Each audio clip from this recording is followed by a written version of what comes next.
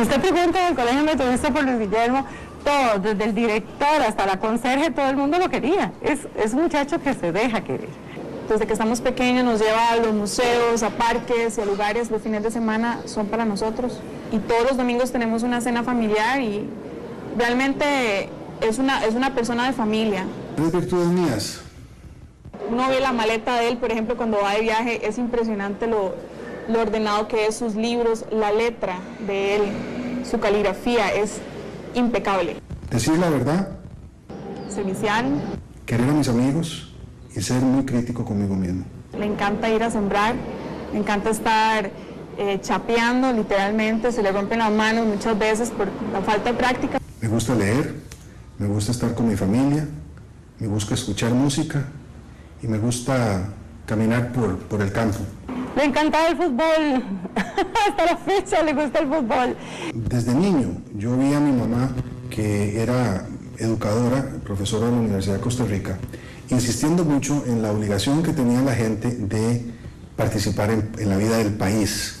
Ya en cuarto año, él ocupó el puesto de presidente del gobierno estudiantil. Yo le llevaba un año, yo estaba en quinto año y hubo una alianza. Y por el lado de mi papá, que fue presidente municipal de Turrialba en los años 40, pues también había una vocación importante de servicio público. Nosotros hablamos de política todo el día. Tal vez no política en el sentido de partidos y así, pero los problemas nacionales, el periódico, lo leemos todos los días, estamos al tanto de qué pasa. Y las discusiones, sí, se dan discusiones fuertes también, en ese sentido no todos pensamos igual. Entonces terminé jefe de gabinete del canciller y por esa vía entré a conocer a Oscar Arias, que era presidente de la República, en ese momento también muy joven. El presidente me pidió que le escribiera un discurso, le gustó, después le escribí otro y me convertí en un contribuyente regular de los discursos del presidente. Me invitaron a que me incorporara al equipo de negociación de Costa Rica en el Plan de Paz y entonces todo ese periodo del 86-90 me dediqué a eso. Yo reconozco como padres políticos a dos figuras señeras de ese periodo en el que yo entré y de los años 60 en Costa Rica. Uno, don Hernán Garros Salazar, y don Rodrigo Madrigal Nieto, el gran canciller de Costa Rica, junto con don Gonzalo Facio.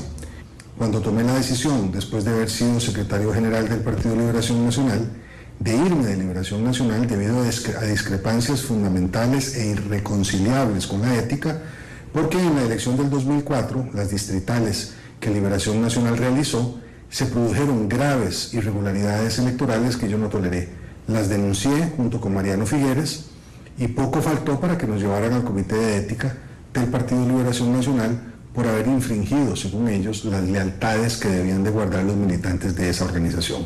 Me afilié a las actividades, al Partido de Acción Ciudadana en el marco de la lucha contra el Tratado de Libre Comercio de los Estados Unidos. No pude convertirme en militante del PAC debido a limitaciones de orden profesional que no me permitían tener una militancia activa, pero ya en el año 2009 tomé la decisión de hacerlo.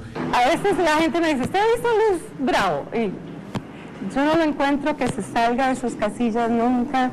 En el sentido de que tal vez por estar tan atento a los demás, olvida un poco de su vida personal. A veces podría pecar de que es muy amable. Me cuesta pensar en un defecto y no por jugar de que es el mejor hombre del mundo, también lo tendrá, pero no se me ocurre. Tal vez es demasiado exigente conmigo mismo, pero estoy aprendiendo a tomarme a mí mismo con un poquito más de buen humor. Ya conocimos algo en este reportaje que pasamos ayer en ameliarueda.com, conocimos algo de Luis Guillermo Solís, pero yo quiero conocer un poquito más. Estaban tus hijas hablando, todos hablan de un buen papá. ¿Cómo es la familia? Presentar a la familia. ¿Quién es Luis Guillermo Solís? Presenta a tu familia, porque dicen que uno es producto de sus padres, yo lo creo firmemente. En el caso suyo, sin duda alguna, es producto de esas dos personas de las que usted ya hablaba un poco en el reportaje, pero también ya usted tiene sus productos, que son sus hijos. Bueno, muy buenos días, Amelia, muy buenos días, amigas y amigos. Estoy, como lo digo cuando vengo a este programa con Amelia como en casa, siempre ha sido un programa que me ha permitido llegar a muchas personas con condición diferente a la que tengo ahora.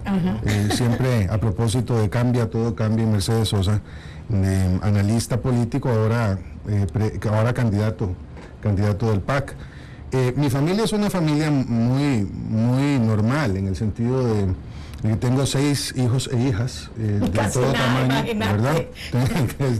Desde grandes y profesionales hasta una niña pequeña de 7 años que está en la escuela. ¿Gemelos también? Tengo gemelos, tengo hombres y mujeres, o sea que en realidad es una familia muy diversa y muy linda. Yo estoy muy contento porque Mónica, la hija mayor, es doctora.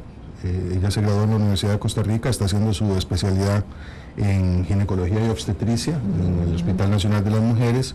Cristina, la segunda mujer, es veterinaria, graduada en la UNA, está haciendo un posgrado en virología en Canadá.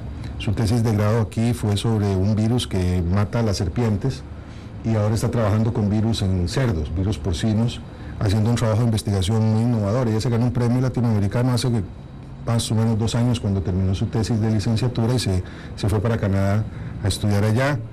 Beatriz, que es a quien estábamos escuchando, que es la política de la familia. Yo creo que sus hermanos no estarían de acuerdo en que en la casa se habla todo el día de política. Ella sí, fue presidenta de la Asociación de Estudiantes de Derecho, está terminando Derecho en la UCR. Y después vienen Diego e Ignacio, que son los gemelos. Diego está estudiando para ser profesor de matemáticas, es el único que ha seguido los pasos de la abuela y del papá como docente. Ignacio está estudiando ingeniería civil y jugaba fútbol con la universidad, con el equipo de la... Pero los 2 gemelos jugaban fútbol, los 2 hace gemelos muchos también. años, desde Sí, que eran no. chiquitos, que ibas con los gemelos a jugar fútbol. Sí, y fueron seleccionados sub-20 los 2.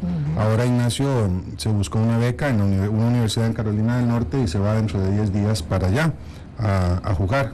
Me tiene con el corazón partido, Sí. ¿verdad? Sí. Y después Inés, que es la más pequeña, es la churrumina de la familia, que está en primer grado.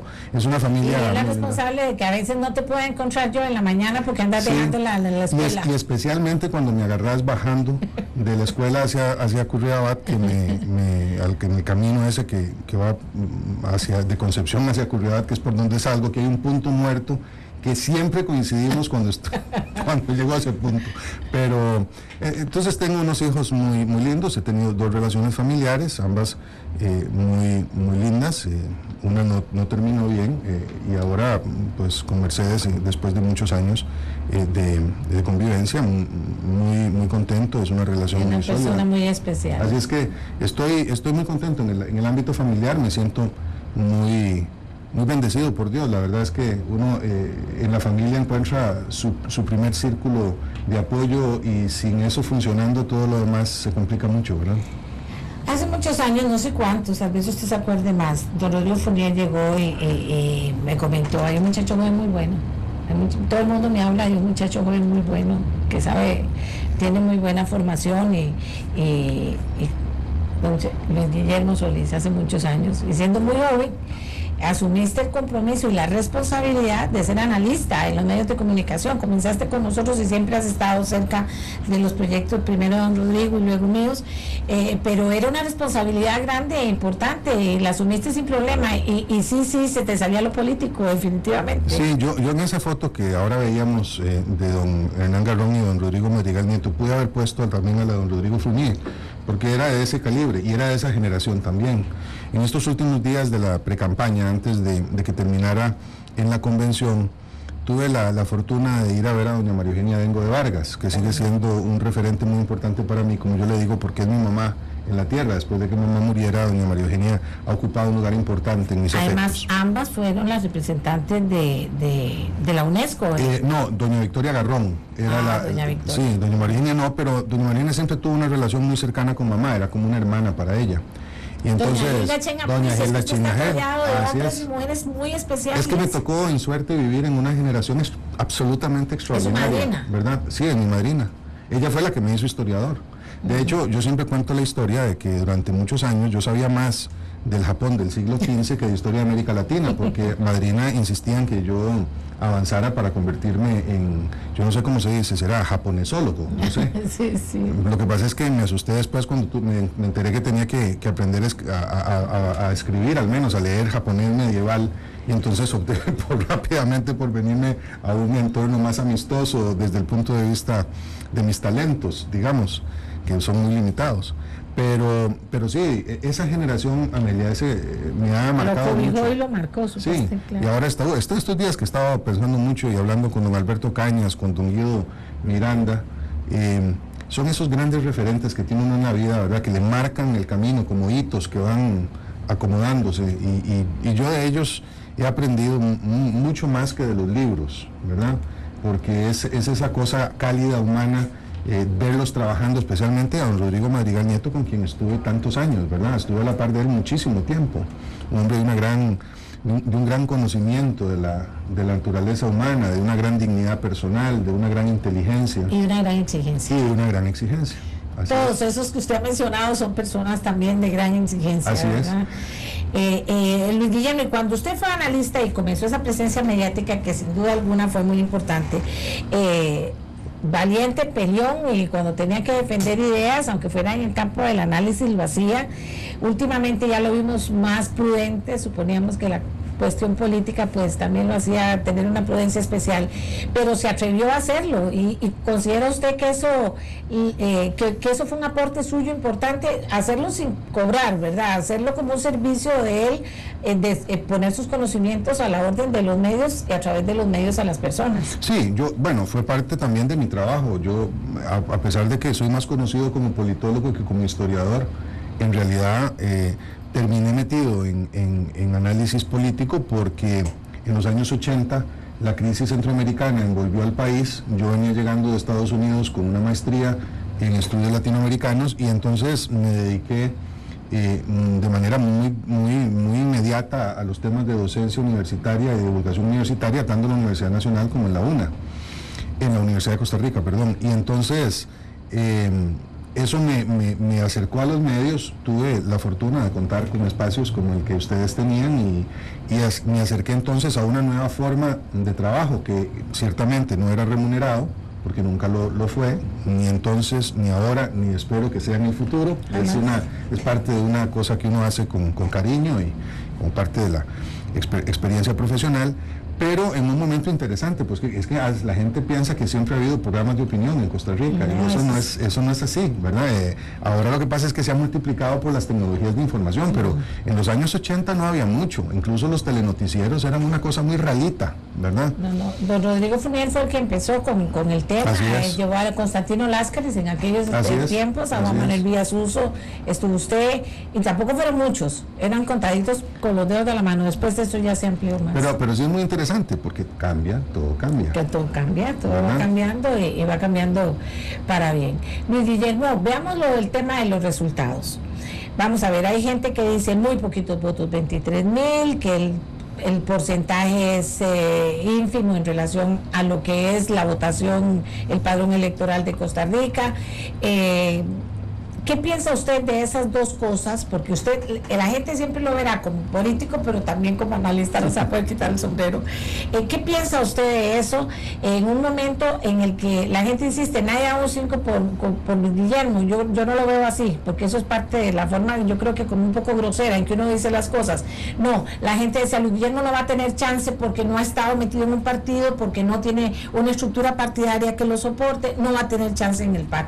Y resulta que no solo tiene chance, sino que en el PAC, por ejemplo, se convierte, aunque sea no es que sean 100 o 200 o lo que sea, gana en el PAC, sí. ¿Verdad? O sea, eso es así, pero que no era esperado, que usted no tenía ese soporte partidario en el PAC tampoco, y que los números son esos también es cierto. No, así es. Lo que pasa es que, vamos a ver, 23,000 y pico de votos en esta ocasión, muy parecidos a los que obtuvo el PAC en la convención hace 4 años, y sin embargo, en aquella, en donde no ganamos, don Otón Solís obtuvo 400,000 y pico de votos también. O sea, no hay una correlación directa entre lo que el tamaño del voto en una convención interna y lo que es el voto en última instancia. Eso en términos, digamos, más así generales. Y en términos más relativos, pues 23,000 votos en un sentido son muchos más de los que obtienen candidatos que tienen presuntamente mayor base social, como don Johnny Araya, que lo terminarán eligiendo 80. Admito, los 120 de la Asamblea Nacional.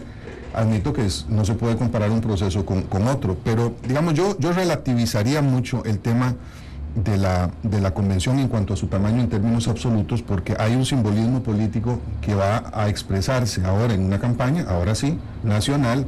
Nosotros casi no gastamos nada en propaganda, tuvimos 7 semanas apenas para organizar esa campaña, o sea, fue una convención en 7 semanas se hizo, fue milagrosa desde el punto de vista logístico. Por eso es que cuando aparecen problemas que han sido investigados hasta la saciedad y que continuarán siéndolo en un par de casos si fuera necesario para aclarar definitivamente qué fue lo que pasó, aunque ya no tienen ninguna incidencia en los resultados finales. Bueno, todo eso se explica en buena medida porque fue una carrera contra reloj, hemos estado muy atrasados, esa es una autocrítica que hay que hacerle al PAC. Entonces, en la convención en cuanto al tamaño, yo lo relativizaría, pero lo más importante, Amelia, me parece, es que el que yo pudiera ganar en esa convención, lo que demuestra, y por eso es que mucha gente dice que las encuestas se equivocaron, probablemente no es tan así, lo que demuestra es que la masa de votantes del país está muy fluida. Es una masa que no se puede medir tan fácilmente. Cuando el 70 y pico % de la gente dice que no tiene partido en este país, eso significa que hay un conjunto inmenso de ciudadanas y de ciudadanos que están como en el mall, viendo a ver qué compran, ¿verdad? Y entran y salen, se mueven de tienda a tienda, buscan gente, lo ven a uno, no les gusta, se vuelven, van a ver al otro, lo escuchan y en última instancia van a resolver qué compran, si es que compran algo y lo pueden comprar en la puerta de salida del mall, ¿verdad? Entonces, seguir pensando que aquí los números están fijos y que necesariamente lo que dice el sentido común del estadístico es lo que refleja la sensación de la sociedad, me parece equivocado. Bueno, el doctor Rodolfo Hernández es otro de los nuevos, digamos, que la gente no conocía por ser político, que está dando una sorpresa interesante. O sea, ¿cómo ve usted los números de lo que hay hasta este momento en el mall, en la política? Mire, ¿Cómo lo ve? Yo lo veo muy bien, todo. O sea, yo creo que esto está muy abierto, ¿verdad? Por eso es que cuando oigo algunas voces que ya dan por ganador a uno o a otro y dicen, yo lo que les digo, mire, mejor ¿por qué no se sientan y se toman un café y se esperan un poquitico para ver a dónde vamos a ir con esto? De aquí a 3 meses la situación va a cambiar. Es más, me permito recordar que en el caso del PAC es en el último tramo de la campaña donde siempre el partido ha pegado un salto cualitativo inmenso y cuantitativo también, ¿verdad? Recordemos la campaña del 2006 y todavía en el mes de septiembre se decía que don Óscar Arias iba a sacar el 60% de los votos frente a don Otón Solís y al final terminó ganando don Óscar por 19,000 votos, una cosa así. Bueno, yo creo que eso genera una situación, yo no sé si decir sin precedentes, porque no podría ser exagerado, pero pocas veces he visto yo en la historia reciente de Costa Rica una situación tan floja en la política. Es como una gelatina que no ha cuajado, ¿verdad? No es la gelatina que usted antes veía, que la mitad estaba de un color y la mitad estaba de otro color y no había margen para mucho, ¿verdad? En esa gelatina. Ahora aquello es un menjunje, como decían antes, en donde espero que haya sorpresas y espero ser uno de los que las causen. ¿A qué base aspira usted? ¿A quiénes les va a hablar? ¿A quiénes aspira que lo apoyen? Está la gente del PAC, todo el PAC lo va a apoyar. Está la gente liberacionista que lo conoce, que podría ser interesante. Pero la mayoría de los ticos es el que está diciendo, como usted dice, anda en el mall viendo a ver por quién voto o no. ¿Con qué mensaje y cómo espera que ese mensaje vaya a permear a una mayoría y que termine usted siendo presidente de Costa Rica? Pues mire, primero tengo que convencer a mi propia tropa, ¿verdad? Yo lo he dicho desde ayer, hay un proceso necesario de unificación y de cuidado que hay que darle a un partido que viene saliendo de 2 fenómenos, 2 procesos paralelos. Uno, la transición de su liderazgo histórico hacia unos liderazgos emergentes que tienen que consolidarse y se han ido consolidando, de hecho, poco a poco, y el proceso mismo de la precampaña, que siempre deja raspones. Entonces, hay una situación de turbulencia que se ha ido aplacando poco a poco. Yo creo que hay que terminar eso para tener un PAC unido, porque, como bien lo decía Abraham Lincoln, pero es una cita bíblica, una casa dividida no prevalece. Entonces, ese es un primer punto. Un segundo punto es apelar a esa gran otra masa ciudadana, que ha sido buena con el PAC, pero que es muy exigente y está enojada con el PAC. por distintas razones. Ahora esa masa está enojada con el PAC, con el Partido de Y eso Liberación, también es con todo el cierto. mundo. Ahora resulta que todos son partidos iguales, cosa que me parece tenemos que corregir. Porque, ¿y cómo se corrige eso? Bueno, pues escuchando mucho, proponiendo mucho y trabajando mucho. Eso sí, se pone la firma. Esta cosa no se resuelve, y mire, se lo digo a usted que es la mamá de las redes sociales, ¿verdad? En medios de comunicación, que está tan activa siempre en eso y que ha marcado con su programa una gran diferencia en el manejo de esos medios junto con sus colegas aquí. Yo estoy absolutamente convencido de la importancia que tienen las redes sociales, pero más allá de las redes sociales, la política sigue requiriendo chancleteos, círculos ciudadanos, trabajo con la gente, acercarnos a las comunidades, y se lo digo porque lo hice en la precampaña una y otra vez, y estoy desesperado por empezar, ¿verdad? Lo que pasa es que estos días tengo que armar oficina, tengo que armar el comando de campaña, tengo que hablar con mis compañeras y compañeros precandidatos para ver a dónde nos vamos acomodando. Pero estoy desesperado por salir a hablar con la gente. Primero porque me gusta mucho, segundo es porque es que aprendo más, y tercero porque si no lo hago no gano.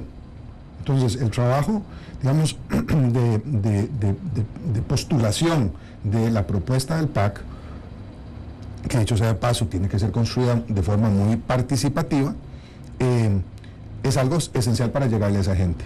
Gente que no lo está recibiendo a uno con facilidad, ¿verdad? La primera reacción es, mire, usted probablemente es mentiroso, sinvergüenza, ladrón, etcétera, político, tradicional, me viene otra vez a meter un cuento, Ese es el principio, así es como empieza, ¿verdad?, la conversación. Entonces, llevar de ahí a un tema de lograr que esa persona que está tan desconfiada, con tan buenas razones, ¿verdad?, llevarlo a la urna electoral es un proceso que nos va a costar bastante más que una buena campaña publicitaria, ¿verdad? Y tiene que comenzar porque usted es nuevo en el PAC, que es el más nuevo de todos los que están, o sea, dentro del mismo PAC, donde, digamos, nuevo en el mejor sentido de la palabra, cuando va a llegar a todo, a nombrar su jefe de campaña, que ya vamos a hablar de eso, con qué diputado, gente nueva, más gente de la misma, tiene Luis Guillermo esa posibilidad. Vamos a hablar ya de Luis Guillermo precandidato, tomando decisiones y dando órdenes sobre cosas que también son importantes, porque el equipo que acompaña al candidato, sin duda alguna, aquí dice Ricardo Toledo, Luis Guillermo, el que logre llegar a la juventud gana las elecciones, y la gente ahora va por personas, no va por partido. La parte ideológica cada vez es menos importante. Hagamos una pausa y regresamos. Estamos conversando con Luis Guillermo Solís, candidato presidencial, señoras y señores del Partido de Acción Ciudadana. Ya regresamos con Nuestra Voz.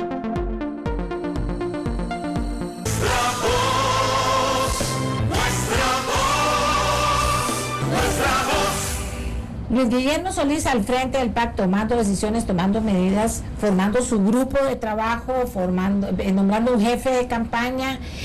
¿Cómo ya tomó esas decisiones? ¿Ya tuvo tiempo de pensarlas? ¿Ya está esa gente organizada? ¿Cómo está el tema en un partido que, repito, usted es la persona, el más nuevo?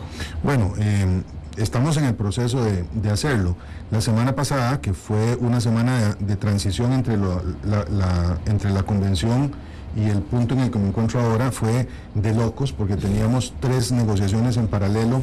Estaba el escrutinio, que no había terminado todavía, estaba la negociación sobre la coalición, que desafortunadamente no culminó exitosamente, por lo menos no tan exitosamente como lo esperábamos. Yo creo que tiene logros, pero no los que se esperaban. Y después la organización de la Asamblea Nacional de este fin de semana, que era compleja precisamente porque tenía que resolver sobre el tema de la coalición. Entonces no fue sino hasta ayer, que es el día en que se oficializa mi candidatura, que empiezo a armar el equipo, ¿verdad? Okay. Porque si bien es cierto, ya tenía algunas ideas sobre el mismo, y no tengo jefe sino jefa de campaña, que es doña Felisa Cuevas. Ella es la jefa de campaña, Felicia, sí, muy buena mujer. Está haciendo un trabajo estupendo, pero también es cierto presente a Felisa Cuevas. Felisa Cuevas es una persona que ha estado muy vinculada a los temas sociales. Últimamente ha estado más dedicada profesionalmente al trabajo de TICs, de tecnologías de información y comunicación. Esa es consultora y es alajuelense, aunque vive en Heredia. Su marido, Juan Bolaños, es un magnífico amigo también, ingeniero. Él y sus hijos fueron mis choferes, mis referentes, ¿verdad? Todo gratis, sin nada más que mucho cariño durante buena parte de mis giras. Es que además ni siquiera un anuncio de televisión tuvo Luis Guillermo Solís. No, sí, esto fue a puro corazón, digamos, con mucha gente que aportó recursos, por supuesto, que se fueron colocados en la página web y ahí están. Por cierto, tengo que regañarlos porque me di cuenta que no estaba actualizada con los últimos números de la campaña, hay que terminarlos. Feliz Cuevas como jefe de campaña. Sí, porque estamos en eso, pero es una jefatura de campaña que todavía no cuenta con un comando de campaña, porque tengo que terminar de hablar con mis colegas precandidatos y precandidata, tengo que terminar de hablar con otras personas en el partido que estoy seguro querrán incorporarse y deben hacerlo en el proceso. Pero también hay otro montón de equipos de trabajo que tenemos que integrar, el equipo de comunicación, las personas están ahí, las tenemos identificadas, pero no he tenido chance, no tengo ni oficina en estos momentos, ¿verdad? Estoy, no voy a decir que de precarista, eso sería ya demasiado exagerar, pero no he tenido ocasión de sentarme con todo el reposo tanto reposo como es posible en estos días, como para definir cómo vamos a trabajar, ¿verdad? El tema del espacio en donde tenemos que estar y los recursos que necesitamos, que necesariamente tienen que salir del partido, porque no hay deuda política hasta que se inicie el proceso de campaña. Tenemos que buscar toda la cosa de las finanzas, en fin. Yo le pregunto porque está bien, le pregunto, insisto, en la gente que va a estar con usted en el comando, en la jefatura de la campaña, porque usted es un intelectual, y que dicha que sea un intelectual, aplaudo que sea un intelectual, de una vez le digo, no es que estoy minimizando jamás, aquí en Costa Rica hay que pensar mucho, y hay que, en base a ese pensamiento y a esa profundización, hay que tomar medidas, entre esas, qué gente va a trabajar con usted, y a la final también qué importancia va a tener el grupo de diputados que vayan a acompañar al Partido de Acción Ciudadana en esta campaña, que también va a ser importante. Cada vez más la gente le va a preguntar con quién va a trabajar usted, sí, claro. ¿Quiénes van a ser los diputados? Vamos a ver las mismas caras de siempre, vamos a ver nuevas caras con requisitos como por lo menos tener un título universitario para que lleguen y voten los proyectos. ¿Cómo va a estar todo eso? No, todo eso son preguntas no solamente legítimas, son preguntas absolutamente fundamentales, porque si estamos aspirando a hacer las cosas distintas y estamos aspirando a ofrecerle al país una forma distinta de hacer política y de conducir, ya no la campaña, ¿no? El país, después del 2014, pues tenemos que empezar a enseñar cuáles son las condiciones de los equipos que tenemos para ese propósito. Pero, ¿cómo es que dice el dicho? Piano, piano, que va lontano. Sí, piano, piano, va lontano. Pero tengo que apretar el paso porque no es, yo no sé cuándo se van a elegir las diputadas, los candidatos a diputados y diputadas del PAC. Pero probablemente será en el mes de septiembre, eso está a 30 días plazo. Entonces tampoco puedo dejar mucho tiempo que pase y hay mucha gente con aspiraciones. También es cierto que tengo, como decía, que con toda amabilidad solicitar el apoyo de nuestros compañeros precandidatos y precandidata para que se integren los equipos de trabajo. Hay gente maravillosa en todas las que fueron tendencias y ahora son parte de la casa común. Entonces hay que ir sacando a estas personas a ponernos a trabajar y eso yo esperaría poder hacerlo este fin de semana. Es decir, hacer ya el mapa habiendo terminado las rondas de conversaciones con al menos dos grandes grupos de personas. Uno es la fracción legislativa, con la cual me reúno el próximo lunes en un momento y creo que va a ser muy bonito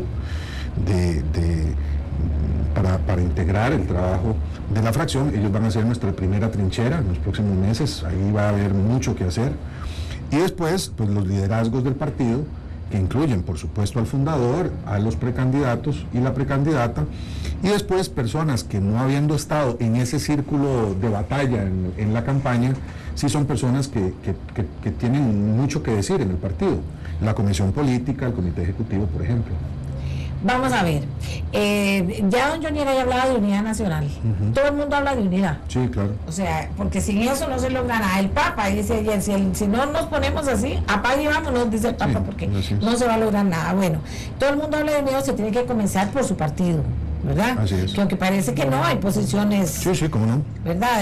Ya usted sabe. Bueno, pero en su partido una persona que fue rechazada por algún grupo y que han sido muy críticos con él es el fundador del partido, Otón Solís. Cuando usted habla de Otón Solís, habla de convencer a don Otón de que esté activo durante la campaña, propiciando todos los espacios que hay que propiciar y que hay que abrir para poder ganar el proceso electoral. Sí, cómo no, y que nos ayude con el proceso de construcción de la campaña también.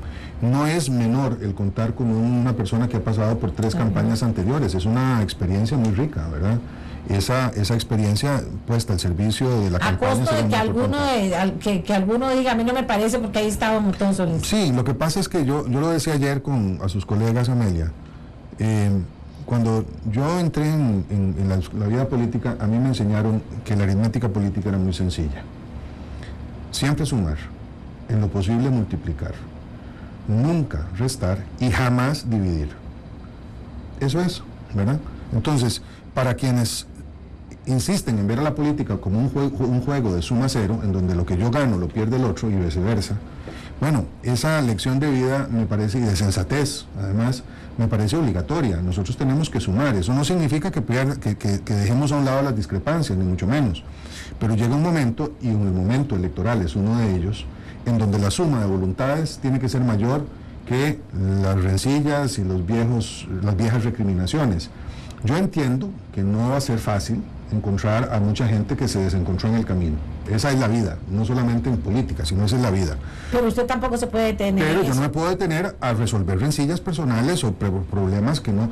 Aquí hay que moverse hacia adelante, ¿verdad? Y creo que la inmensa mayoría de la gente en el PAC está por eso, es darle la vuelta a la página y empezar, no a escribir una página nueva porque somos parte de un libro, no somos un libro aparte, ¿verdad? Esta campaña forma parte de una experiencia de 12 años.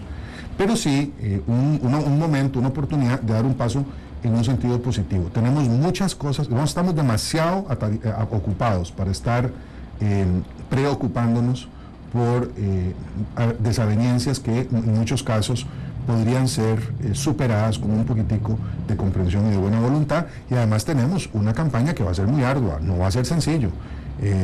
Esto de enfrentar a los partidos grandes y pequeños, como se les dice a veces, que están en la próxima campaña política, requerirá de una gran unidad partidaria, y estoy apelando a eso con todo respeto, me parece que si no, no nos va a ir bien, ¿verdad? Ahora, hay ¿cómo se llama? Preguntas machoteras, pero que me parecen importantes. O sea, usted ha pensado bajo qué eslogan, bajo qué idea, bajo qué propuesta concreta, de esas que repita toda la gente, va a acuerpar a las personas que quieren seguir a Luis Guillermo Solís, siempre dentro de esta línea que hemos tomado de que ahora pareciera que las personas forman el fundamento de cualquier campaña política, más allá que los partidos, lo han dicho los mismos candidatos. Sí, así es. No, mire, yo todavía sobre los perfiles de la campaña misma no he tenido ocasión de reunirme con ningún publicista, ni mucho menos. Tengo pocas horas de haber sido oficializado como candidato del partido y pocos días desde que se insinuó que podría hacerlo, digamos, en su primera versión, entonces no he tenido chance de hablar. Pero sí he dicho, y reiteradamente, y esto quizá no suene como una novedad, y van a decir algunos, bla, bla, bla, bla, bla, otra vez dice lo mismo, ¿verdad? Pero yo lo que sí he señalado, Amelia, es una y otra vez que la gran apuesta, que no es una apuesta, que el gran compromiso del PAC en esta campaña debe ser la lucha contra la pobreza y contra la desigualdad. Que todo el esfuerzo del partido tiene que concentrarse en ese objetivo final. Nosotros no podemos permitir que Costa Rica, la brecha social, siga abriéndose. No podemos seguir siendo, junto con la República Dominicana, el único país de América Latina en donde la diferencia entre el quintil que más ingresos tiene y el que menos ingresos tiene cada vez se vuelve más grande. Esa es la marca anticostarricense. Esa es una marca que nosotros como nación fuimos capaces de reducir por medio de una combinación virtuosa de educación, salud, crédito para el productor nacional.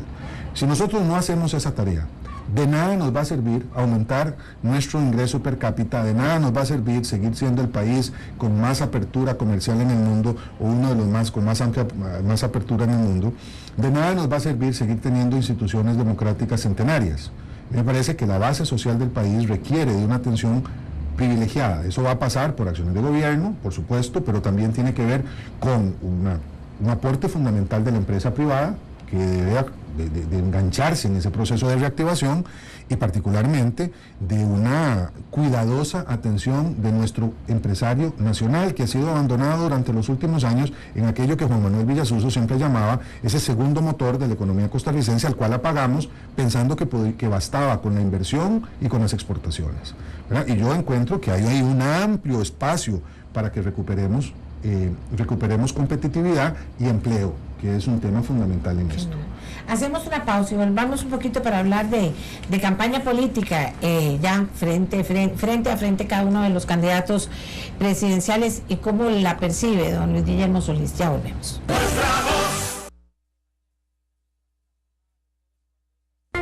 Ya regresamos con Nuestra Voz.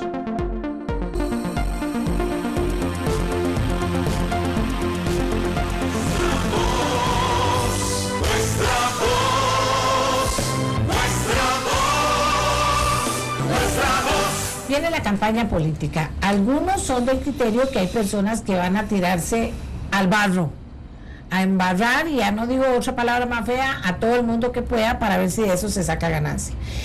Yo creo que la mayoría de los costarricenses está asustado con que eso vaya a pasar. Y parte de lo que yo considero que muchas personas piensan, qué bien que está Luis Guillermo Solís, porque va a desentar la campaña política. Es otro nivel. Yo debo decir que yo lo conozco desde hace muchos años y que no están confundidos quienes piensan que es un caballero. Y para mí todavía la palabra caballero significa muchas cosas importantes. Bueno, pero vamos a ver, ¿qué espera usted de la campaña? ¿Cree que puede dar esa posibilidad de sostenerse y de sostener una campaña de altura si lo meten a pelearse en el barro o sabe pelear en el barro? O sea, porque viene como usted mismo lo ha dicho varias veces, un periodo duro. Sí, bueno, obviamente ayer escuchaba a don Antonio Álvarez de Santi augurando una campaña de altura a propósito de la don Johnny Araya. También oí a varios representantes del Partido Unidad Social Cristiana, don Rodolfo Pisa, etcétera, conversando sobre las mismas posibilidades. Yo creo que la gente está esperando eso, ¿sí? Está esperando que tengamos una campaña edificante, una campaña en donde se discutan ideas. Habrá enfrentamientos y probablemente habrá enfrentamientos duros respecto de posiciones y de propuestas y de resultados de prácticas de gobierno que tienen un referente partidario, porque el gobierno es de Liberación Nacional y hay un partido, Liberación Nacional, que tiene un candidato que va a estar participando ahí. Entonces vamos a fijar posiciones y vamos a definir eso. Yo ahí no tengo ninguna duda que será intensa la discusión. Pero una cosa es una discusión intensa y otra es una campaña sucia, ¿verdad? Una campaña, como usted dice, que nos mete en un barrial. Me parece que la gente de Costa Rica no quiere eso y que no se lo merece tampoco, ¿verdad? Y si somos lo suficientemente inteligentes quienes estamos metidos en esta aventura de la política, bien haríamos en no estimular la mala imagen que tiene la gente de la política y de quienes la ejercemos, ¿verdad? Porque sí, ya ahora no luce andar diciendo yo no soy político, yo soy un profesor, que no, estamos en política, todos somos políticos y tenemos una cierta imagen, muy mala por cierto, ante un segmento muy grande de las personas que va a aumentar en desasosiego y descrédito de ese grupo de personas que tenemos una responsabilidad partidaria si no hacemos una buena campaña. Entonces, me parece que lo que se está pidiendo, ideas, confrontación, transparencia, compromiso y rendición de cuentas deberían ser las grandes palabras que guíen en la campaña. Quienes no hagamos eso y después lleguemos al gobierno diciendo que lo vamos a hacer desde el poder, no vamos a tener credibilidad ninguna, me parece, en todo caso. Entonces, pero usted sabe más. Doña Gilda Cheñapuy me enseñó en 1970 que la historia es cíclica, ¿verdad? Insistía en eso. Y entonces lo que yo le quiero decir a usted es que usted lo está viendo ahora, claro, en diferentes manifestaciones, obviamente, no es que es igual que lo que pasó hace 20 o 30 años o 40 o lo que haya sido el ciclo, pero usted está viendo que ahora los políticos insisten en hacer promesas que no pueden cumplir, inclusive digo sin mala intención, esperando cumplirlas, pero que no saben si la pueden cumplir o no. Y cada vez más la gente se manifiesta de una forma que a veces dice, no, esto es excesivo, la gente se tira a la calle, no lo piensa dos veces, entonces todo esto va generando un clima que a la final termina siendo peor de lo que estamos, ¿verdad? Porque claro, por la expectativa que crea. Bueno, pero entonces, en medio de eso, le toca a usted hablar, decir, tomar decisiones y prometer cosas en campaña. Don Luis Guillermo, ¿tiene claro un programa de gobierno básico? Nadie pide una lista de 20 cosas, pero básico en lo que usted va a fundamentar esas promesas que va a cumplir a cualquier cosa. No, así es. Bueno, sí, ya ha estado en la página web de nuestro movimiento, que era tendencia hasta hace poco, y que yo siempre dije, bueno, ahí están los perfiles. El PAC tiene una forma de construir el programa de gobierno que se llama Convocatoria Ciudadana, que conlleva la integración de comisiones de trabajo, etcétera. Y ahí están las otras convenciones. Yo no creo que tengamos que irnos mucho más lejos de lo que ya hemos dicho. Ahí está. Y el programa es un acumulado que va modificándose, pero es una línea lógica que creo que se profundizará en este caso, con matices importantes, pero ahí está. Es decir, en los perfiles de lo que el PAC piensa en materia fiscal, en materia ambiental, en temas de derechos humanos, está colocado en las 3 convocatorias anteriores y está puesto en ese perfil de propuesta ciudadana que yo hice, que está en el www.luisguillermo.cr. Ahí hay una primera alcance, digamos. Pero usted tiene toda la razón. Es muy, ya lo tenemos aquí. Es muy... ahí está. luisguillermo.cr/propuesta. Entonces, ahí está, ¿verdad? Puede ser mejor, puede ser peor, hay que ajustarla. No representa el punto de vista oficial del PAC, va a haber mucho debate. Tengo compañeros economistas a los que les gusta mucho, otros que no, en fin. Pero ahí están más o menos nuestras ideas. Es una propuesta muy costarricense que tiene pues, los requisitos, me parece, para garantizar que vamos a seguir por un camino en donde nos preocupa la gente que menos tiene, que queremos más prosperidad para la clase media, que no somos enemigas ni enemigos de la empresa privada, sino que queremos que sean contribuyentes de la generación de riqueza en un espacio de políticas públicas solidarias y universales. En fin, ahí está. Pero usted tiene razón, es muy irónico. Una de las preguntas más comunes con las que me encuentro en la calle cuando la gente llega a conversar conmigo, Luis Guillermo, ¿cuál es su solución concreta para tal problema? ¿Verdad? Entonces uno puede decir soluciones concretas que al final resultan concretamente incumplidas, también, ¿verdad? Y cuanto más concreto se vuelve uno, también más posibilidades hay de incumplir. Le prometo que le voy a arreglar ese puente, ¿verdad?, en el primer año de gobierno, ¿verdad? Entonces, me parece que aquí hay un ejercicio que tiene que hacerse de otra manera, es construirse de otra forma. A mí lo que me encantará en esta campaña es ir a las comunidades y hablar con ellas respecto a cuáles son sus problemas más acuciantes. Generalmente las comunidades saben no solamente cuáles son los problemas, por supuesto, sino cómo resolver muchos de ellos, ¿verdad? Con aportes desde el gobierno local, que también quisiera activar mucho a las municipalidades como parte de un músculo oficial estatal. Finalmente mucha gente no cree que las municipalidades son Estado, y son el Estado más cerca del ciudadano y de la ciudadana. Para construir, digamos, el abordaje desde otro punto, ¿verdad? Porque yo tengo un equipo de tecnócratas estupendo que podría juntar en el PAC en todos los ámbitos de la agenda nacional. Pero ¿de qué me sirve tener a toda esa gente proponiendo ideas si no hemos sido capaces de enganchar esa propuesta con la realidad? Tiene que enamorar a la gente. Hay que enamorar a la gente e incorporar a la gente. Y sí, el enamoramiento es eso, seguir a la persona que uno, a lo que uno cree. Si nos quedamos aquí, eso no funciona en San José. También me puede poner la cámara aquí. ¿Quién fue la persona que tuvo las ideas de todo lo que es el aporte gráfico a lo que ha hecho usted? Bueno, mire, ha habido un equipo muy dedicado y variopinto, porque han surgido de diferentes partes las ideas, pero el motorcito de esta pequeña campaña, o el motorzote de esta pequeña campaña, un amigo mío que se llama Ronald Dash, y a quien le agradezco mucho. ¿El arbolito fue Ronald? Sí, el arbolito fue Ronald, pero el arbolito tuvo diferentes variantes, ¿verdad? Y a mí todavía hasta ahora me hace mucha gracia, ¿verdad?, para llegar ahí, porque hubo de todo tipo de pero un árbol es una figura fuerte. Es una figura fuerte, y es un árbol que a mí además me gusta mucho porque me recuerda a los poroses. A los poroses. ¿Verdad? Y además, sí, eso que tenga muchos colores también es importante. Sí, ¿verdad? Con muchas pelotitas que representan a mucha gente. Con muchas pelotitas que representan, sí, muchas bolitas que representan a mucha gente. Y quiero decirle que fue también, además, un aporte que fue totalmente voluntario. Nada de esto se cobró, ¿verdad?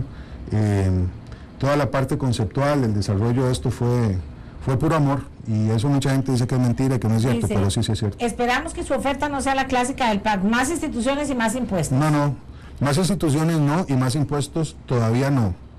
Pero también tengo que decir, Amelia, que el tema fiscal lo vamos a sostener como un tema muy importante, ¿verdad? No antes de resolver otras cosas, cobrar bien los impuestos que ya existen, gastar mejor la plata que ya se tiene, reducir significativamente los gastos superfluos del Estado. Todo eso antes. Tiene carácter, pero hay que hacerlo. oiga lo que le voy a decir. Tiene carácter Luis Guillermo Solís para poder afrontar eventualmente decisiones que van precisamente con ordenar la casa y que podría ser mover gente, que podría ser cerrar instituciones que no funcionen. Hay 25 instituciones solo para ver el tema de pobreza, más el bono tal, más la que regala tal, más lo que regala el otro, y hay más pobres que no tienen que comer todavía en Costa Rica. Entonces, tiene carácter para decir sí estoy dispuesto a llegar a hacer esas cosas, explicando, fomentando, no sé, lo que sea, pero estructurando algo que haga posible que ordenemos la casa, Luis Guillermo.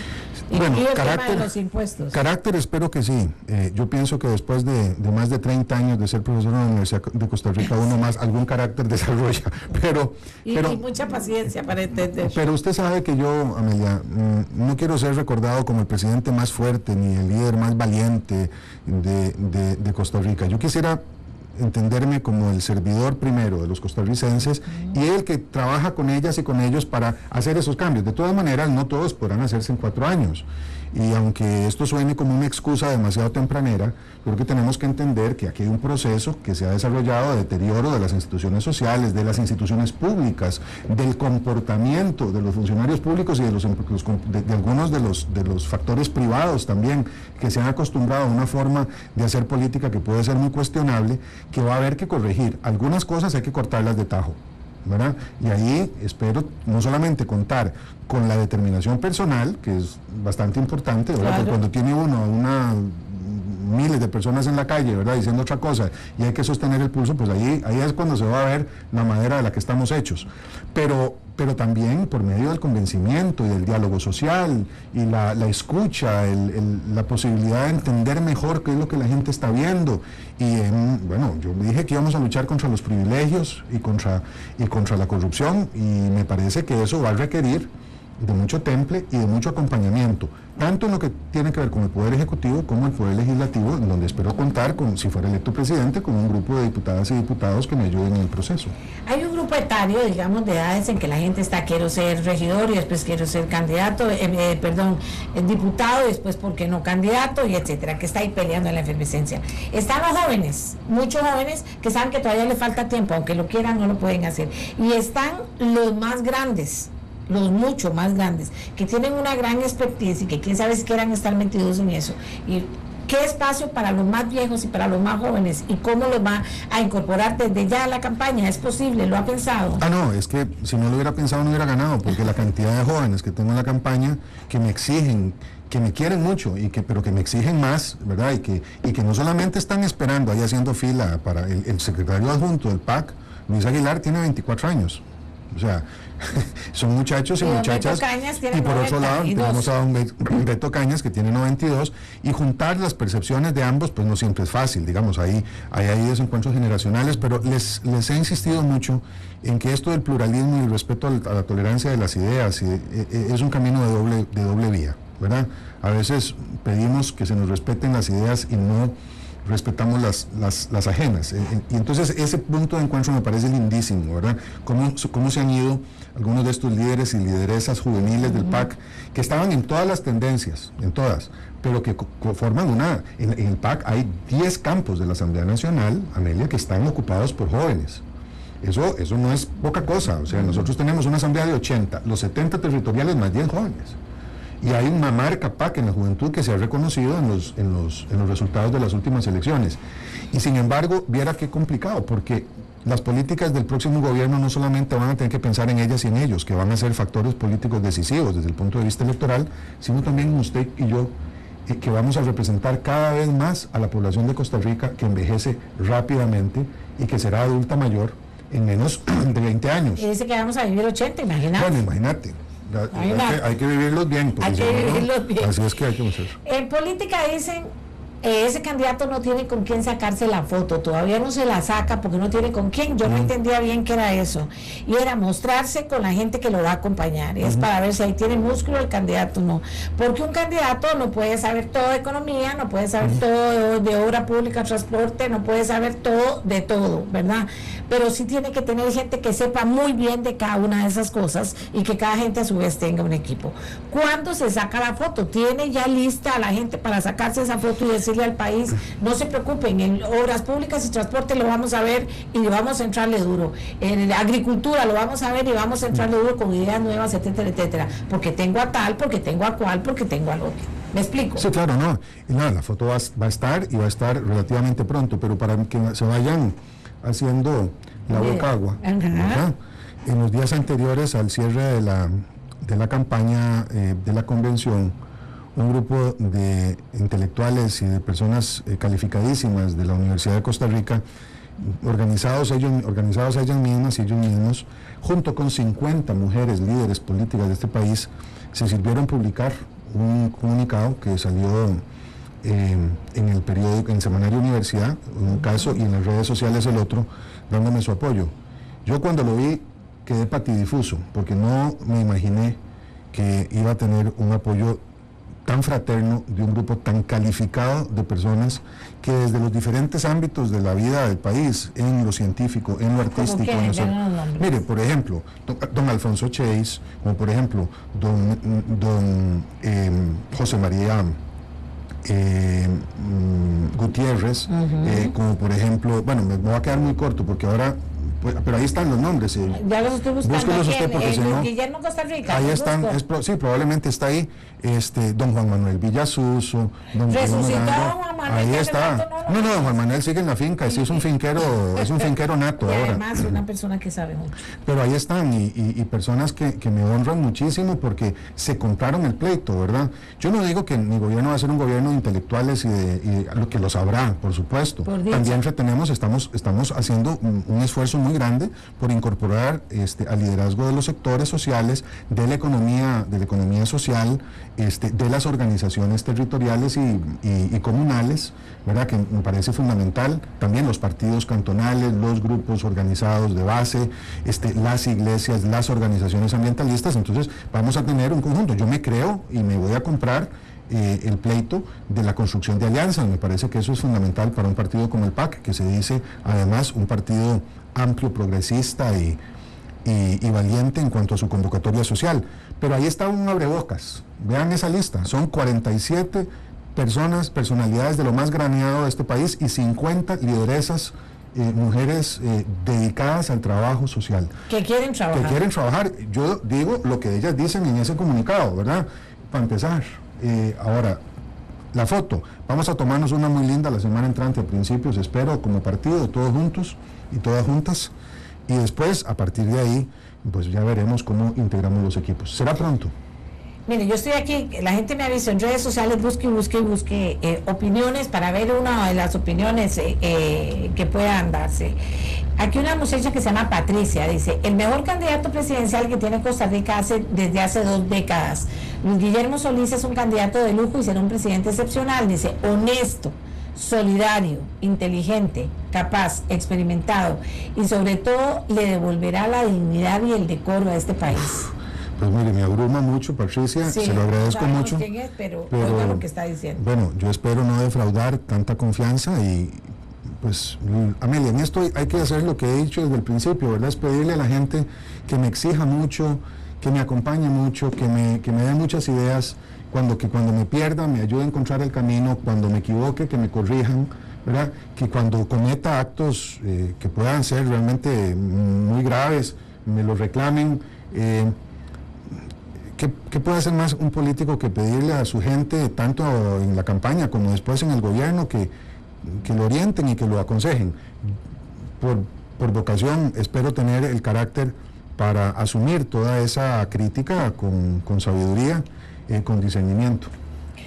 Costa Rica está lleno de profesionales, pero también está lleno de campesinos y campesinas de una inteligencia extraordinaria, de un grupo grande también de jóvenes emprendedores o que no han tenido para terminar de estudiar, pero que quieren aportar, ¿Cómo hace la gente que quiere trabajar con Luis Guillermo Solís desde cualquier situación? Y que yo pienso que todas las personas, cuando sabemos que también hay mucho intelecto reunido, que dicha, porque podemos aprender, pero el intelecto inteligente realmente aprende también de las otras personas y el aporte que pueden dar. A mí me parece eso fundamental, y eso fue lo que entendí cuando usted decía que había que exigirle a las diputadas y diputados un título que estudien, o sea, que estudien, es otra cosa.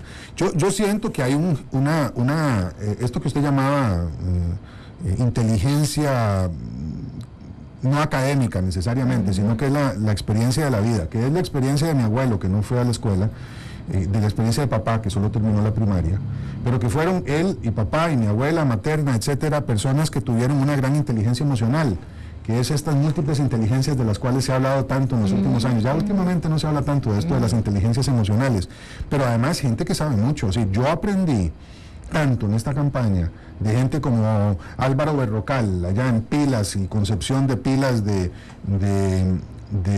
Buenos Aires, de Punta Arenas, que es un productor de frijoles, pero que además es síndico municipal, que es una persona que tiene una familia que se la tiene que jugar todos los días en la era. Sacan 2 cosechas de frijoles, 2 cosechas de maíz por año, ¿verdad? Producen el arroz que se comen.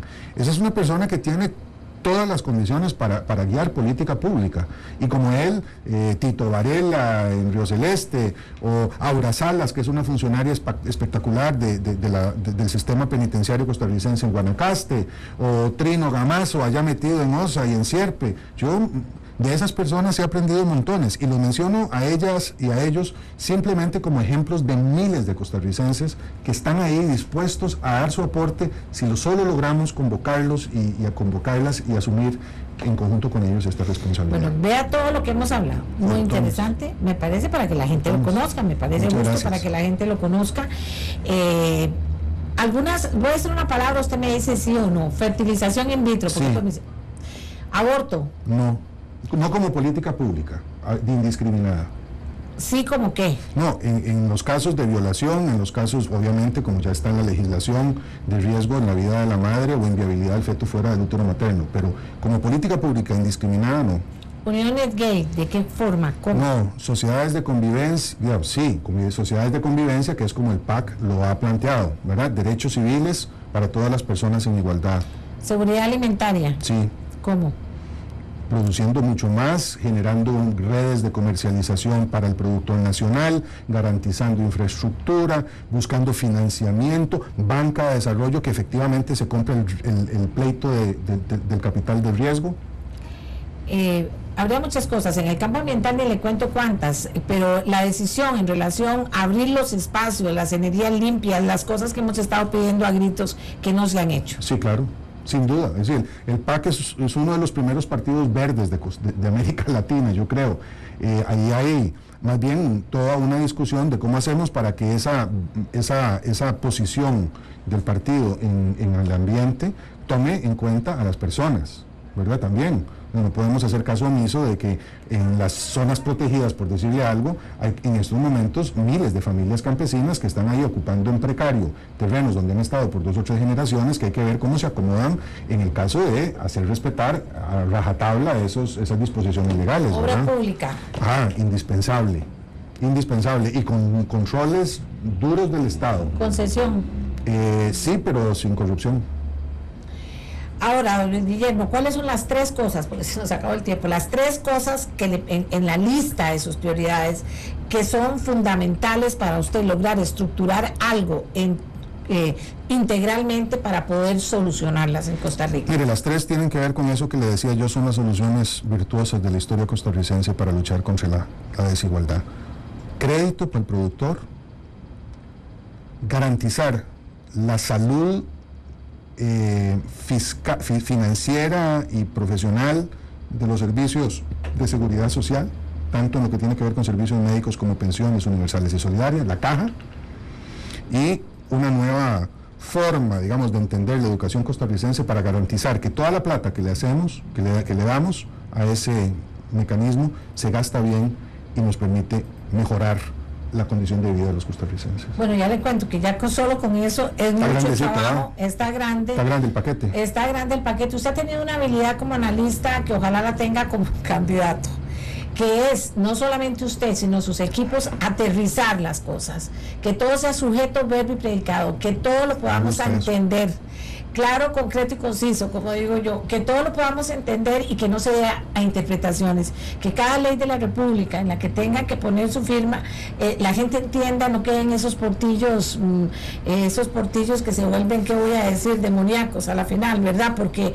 sí había ley, pero la ley no se puede aplicar por tal cosa, o también se podía hacer esa otra cosa basándose en la misma ley que es contraria al espíritu, ¿verdad?, con que se hicieron las leyes. Eso es importante, les digo, esa habilidad usted la ha tenido y ojalá que la tenga su equipo, pero ya en la práctica política y diaria y de gobierno. Pues será fundamental. Que se formen en eso para presentárselo a la gente. Sí, porque además es complicada la política, Amelia, no es una cosa sencilla. A veces la gente dice, es que eso es pura voluntad política. Sí, hay muchas cosas que son voluntad política y otras que no tanto, ¿verdad? Sí, la voluntad política de partida, pero también se necesita mucho acompañamiento, mucho diálogo, y en el caso de Costa Rica también mucho respeto a la institucionalidad sin dejarse paralizar por ella. Yo creo que ahí también hay que decir que habría siempre formas de hacer las cosas mejor, y eso va a ser parte de lo que tendremos que proponer en esta campaña de camino a la presidencia de la República. Bueno, yo lo felicito, usted sabe que lo felicito. Yo sé que sí. Y lo estoy felicitando a un montón de gente que ya no está con nosotros y que va a estar muy, muy contenta. Don Rodrigo, usted lo sabe, sin duda alguna, don Rodrigo Madrigal Nieto, sin duda alguna. Deben estar tomándose un café. Deben estarse tomando un café diciendo, mira, Luis Guillermo, se lo habíamos dicho. Sí, mamá. Y sobre todo, en ese trío. Y sobre todo, doña Vivien, que siempre, una mujer muy especial, la verdad, no hay palabras para recordarle, para hablar de ella, pero le quería decir también que toda esa gente feliz, porque usted joven nunca estuvo hablando de que quería ser presidente, ni que quería meterse en la política. No, lo hacía, pero no estaba, así estaba en política más o menos, pero nunca fue realmente significativo hasta que ya me volví un poco mayor. Yo tuve una participación como dirigente político juvenil muy pequeña. O sea, realmente la política no fue mi pasión en los años, digamos, la política como ejercicio partidario. Sí, no fue yo nunca, no me acuerdo de que de chiquito yo dijera alguna vez, como sí dicen algunos de los dirigentes políticos, yo quería ser presidente, siempre quise ser presidente. No, yo quería ser bombero. Bombero, yo dije futbolista. No, y además con un equipo grande que tiene usted, que está frente a un equipo muy lindo que son sus hijos, y ahí tiene todo un equipo de trabajo. Sí, claro. Que son los que más ayudan porque son los más descarnados con uno cuando uno está en una función de estas. Claro. Así que le van a servir mucho también ese apoyo. Así es. Muchas gracias, Luis Guillermo. Muchas gracias. Y ahora yo creo que ya casi que lo que viene es comenzar a ponernos a debatir a los candidatos presidenciales, ¿verdad? Ya para saber qué piensan, qué pasa, por dónde andan, que nos confirmen todos que ya tienen la foto lista para poder montar debates diferentes, que yo quiero iniciar con el candidato y su equipo, para que podamos ir conociendo la foto aquí en persona y a todo color. Aquí vendremos tantas veces como nos inviten. Muchas gracias. Gracias a usted, Guillermo. Hacemos una pausa y ya regresamos. Ya regresamos con Nuestra Voz.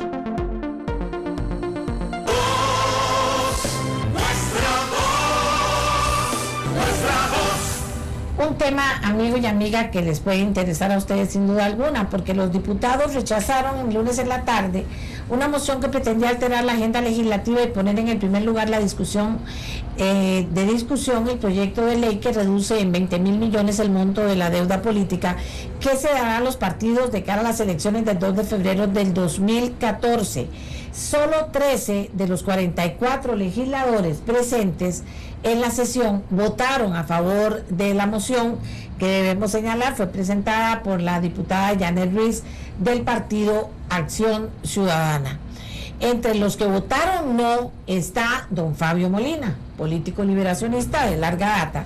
Y le queremos preguntar, don Fabio, en concreto, porque ya la gente sabe la noticia, ¿por qué, y bien concreto, por qué usted no está de acuerdo con reducir en 20.000 millones el monto de la deuda política? Muy buenos días. Si me da unos minutos, con todo cariño y con todo gusto se la respondo. Si me da unos segundos, prefiero en otro momento. Que usted disponga de más tiempo. Un minuto, adelante. ¿Cómo es? Con paciencia y un garabato, hasta las vertes se apean, doña Amelia. Sí, señor. Claro que sí estamos de acuerdo en disminuir el monto de la deuda política. y no es solo Liberación Nacional el que se opuso a esa moción de ayer. Fuimos también compañeros de otros partidos como el Movimiento Libertario, Unidad Social Cristiana y algunos independientes. ¿Cuál es el tema? El tema es que la moción fue presentada por el PAC no con la sana intención de que se posponga y se conozca un proyecto, sino con la dañina de exponer a los que nos oponíamos en ese momento para lograr lo que están logrando, una entrevista. Ese es el tema, así de simple. Voy al contenido. Estamos de acuerdo, el 80% de los diputados que ayer nos oponemos, y en una democracia cuando el 80% se opone, por algo es, razones hay, y no hay que creerle al 20% que se frustra, es por lo siguiente: queremos hacer cambios esenciales en el Código Electoral para fortalecer la democracia. Le contesto cuáles, doña Amelia, con mucho gusto. Número 1, reglar la disminución de la deuda con las garantías que tienen los partidos previo a la campaña para financiarse, porque hoy está impugnado ante la sala, y usted lo sabe, el único partido que puede financiarse sin garantías por su fuerza es Liberación Nacional. Entonces, si aquí estuviéramos actuando de mala fe, nos favorecemos con lo que presenta doña Janet, afectamos a los demás partidos y nos hacemos los chanchos, pero en la democracia hay que jugar con reglas limpias. Segundo, debe transparentarse los rubros o renglones en que se debe ejecutar ese gasto para que no existan constantemente rechazos del tribunal. Deben además conocerse las propuestas que ha hecho el Tribunal Supremo de Elecciones en cuanto al tema de propaganda en las campañas políticas, si van a existir o no franjas compartidas. Y finalmente, y esto es un tema muy muy importante, el tribunal, cuando aprecia que un gasto está mal ejecutado, no hace un debido proceso donde le pregunta al partido o le pide aclaraciones, sino que simplemente echa todo en una caja y lo manda a la fiscalía. Y la política no debe penalizarse a tal manera, porque caeríamos en penalizar el civismo. Un último ejemplo, y con esto termino. Si unos muchachos están distribuyendo propaganda de cualquier partido en un parque sin permiso del tribunal, eso puede ser penado y puede llevar a estos jóvenes a la cárcel. Entonces hemos caído en excesos, doña Amelia, que debemos aprovechar esta revisión al Código Electoral de la mano con el tribunal para enmendar todos estos hierros y no irnos por presiones políticas que, como usted lo dijo, ya estoy muy ducho para caer en esas trampas.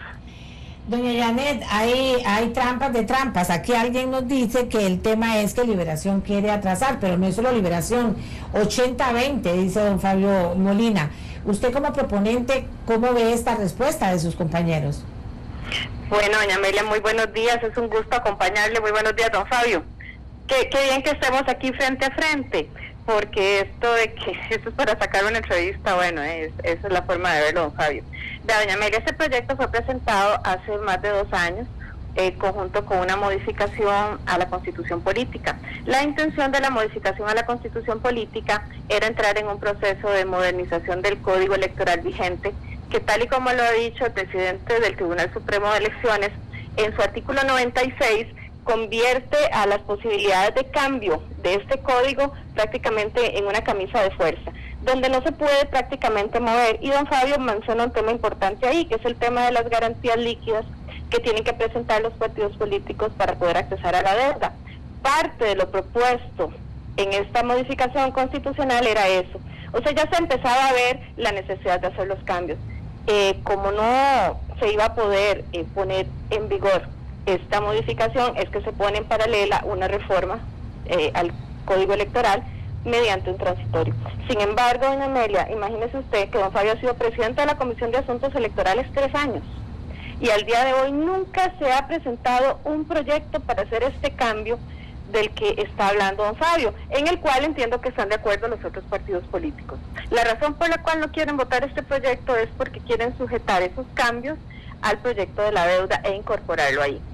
Entonces, a mí me parece que la discusión sí se podía haber dado y yo encantada de haberlo hecho. Sin embargo, el tiempo se vence, el plazo ya prácticamente feneció y aquí lo único que tenemos es un hecho concreto, y es que el país no cuenta con recursos para poder darle soporte económico al resto de faltantes de recursos. Incluso esto me lo dice el mismo ministro de Hacienda, don José Luis Araya, y yo creo que aquí lo que cabe es tomar una decisión.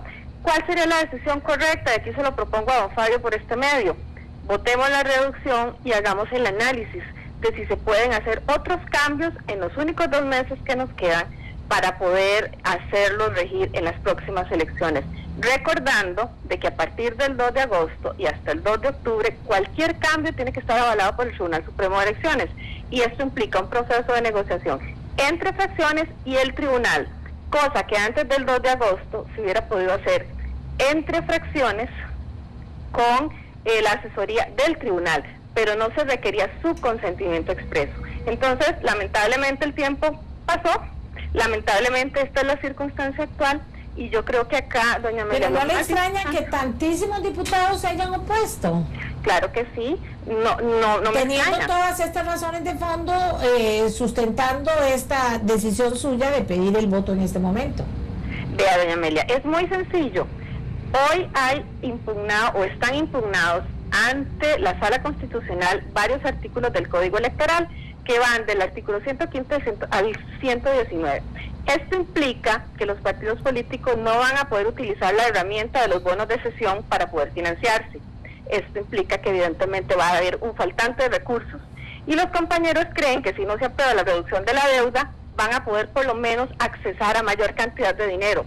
Sin embargo, lo que dice don Fabio es cierto. El único partido que tiene posibilidades de financiarse es el Partido de Liberación Nacional.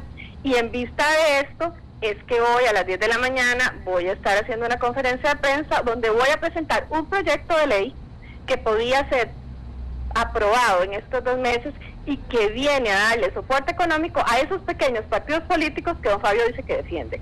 Me parece que si esa es la actitud, el día de hoy podríamos estar abriendo la puerta para que votemos el proyecto que se va a presentar esta mañana, que es un proyecto que abre esa puerta, y además estaríamos votando la reducción de la deuda política.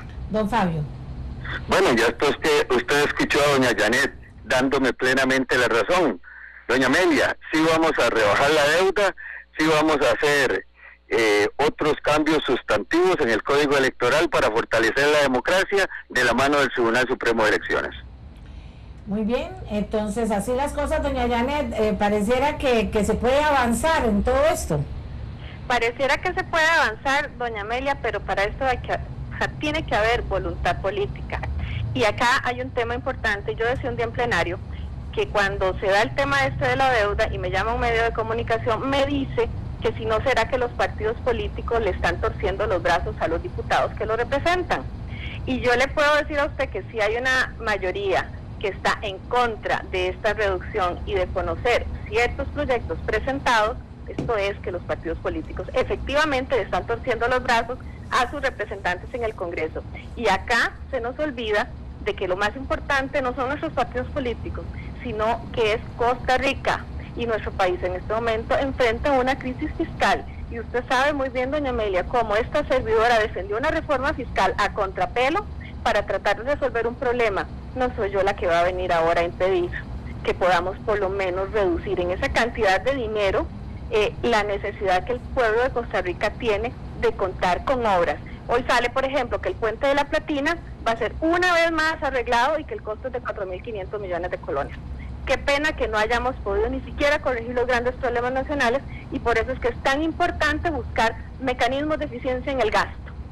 Recortar presupuesto, por decirlo, parece ser muy fácil, pero buscar la plata es difícil. Y aquí tenemos casi 20.000 millones que podríamos dejar de estar gastando de una forma muy sencilla, a través de un voto de los diputados representantes de los partidos políticos en la Asamblea Legislativa. Aquí dicen que don Fabio en 3 años va a la Comisión de Asuntos Electorales siendo el presidente. Sí, claro que le permito, para que podamos cerrar el tema, porque aquí hablamos mucho y hacemos poco, pero en fin, dígame. Esa es una mala costumbre que se aprende en el plenario legislativo, doña Amelia. En 3 años que he sido presidente, tengo la agenda limpia, hemos tramitado todos los proyectos, incluso con el voto positivo del de doña Janet, entonces merecemos un reconocimiento.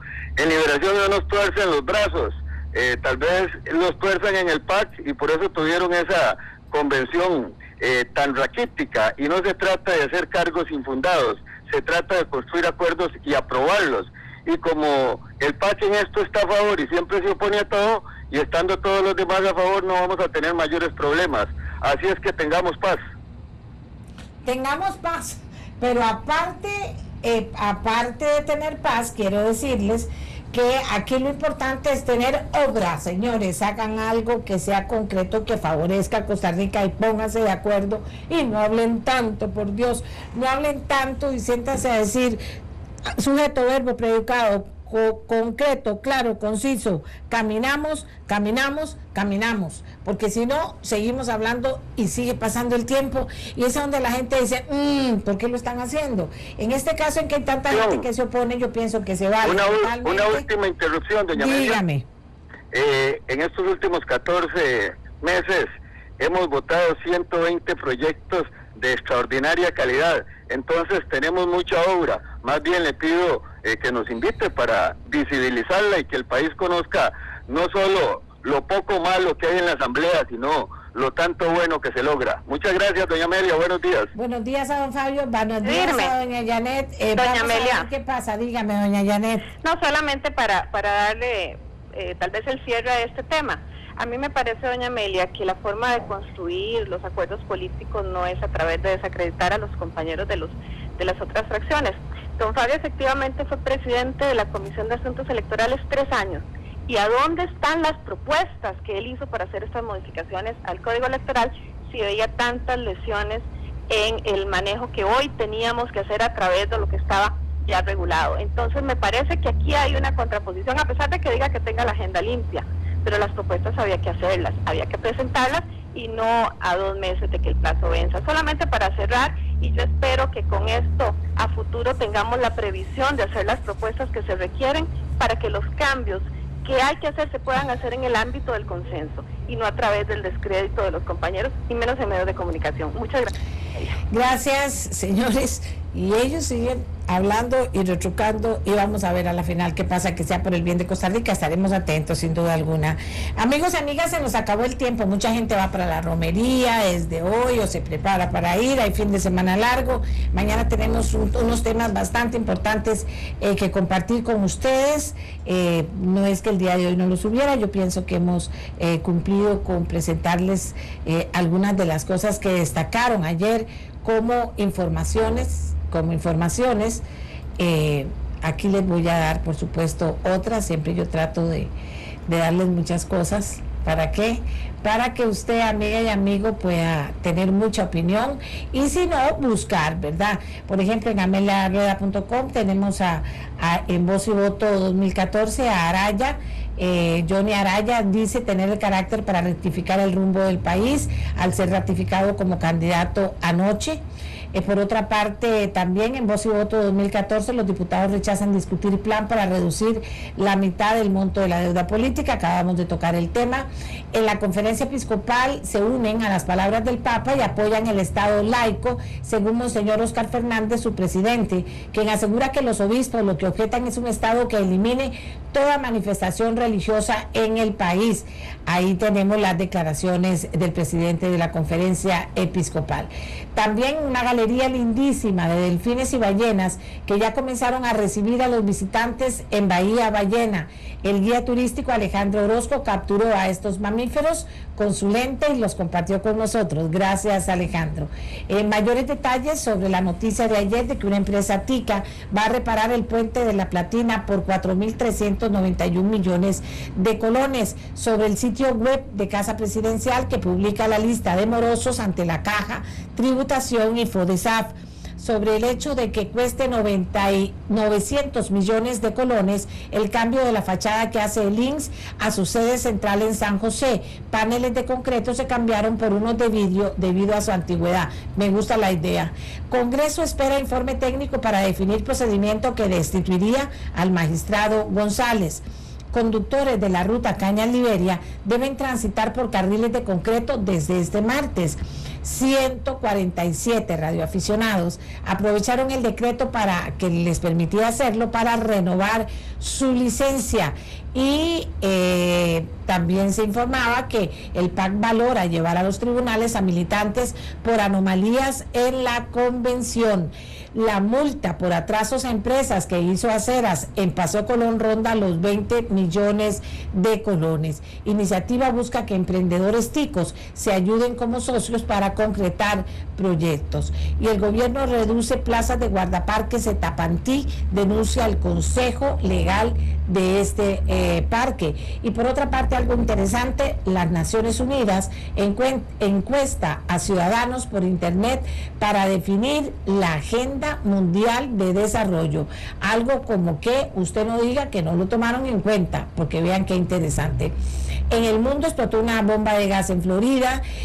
Vamos a ver, el soldado Bradley Manning recibirá este martes su veredicto a 3 años de las filtraciones a Wikileaks. 3 millones de indocumentados no se van a beneficiar con la reforma migratoria en los Estados Unidos, según BBC Mundo. El FBI, esto fue fatal, ojalá que usted pueda profundizar en esta información. El FBI rescata a 105 niños de una red de prostitución en los Estados Unidos. 105 niños. BBC Mundo nos informa también que Berlusconi podría ir a la cárcel por fraude fiscal. Imagínense ustedes cómo están las cosas. Diario Extra dice que por primera vez empatan el levantamiento de inmunidad de diputados del PLN. Diputados vuelven a rechazar moción para discutir plan de deuda política. Todos los medios nacionales nos hablan de eso. La Corte rechaza querella contra el ministro de Educación. 2.000 personas, señores, se contagiaron de dengue en la última semana. Ojalá que usted haga algo por prevenir el tema del dengue a su alrededor. La noticia que ya habíamos profundizado aquí en el programa, se alerta sobre medicamentos falsos y cómo lograr no vender estos medicamentos. No compre un medicamento que le vendan en la calle, ni mucho menos permita que le metan cuentos, señoras y señores.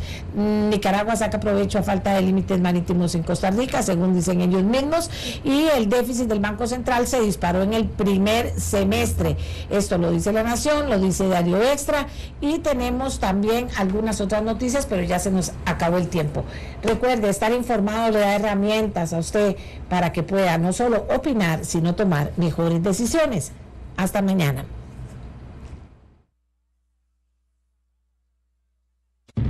Nuestra Voz, con Amelia Rueda. Su opinión, análisis de noticias, actualidad y mucho más. Nuestra Voz,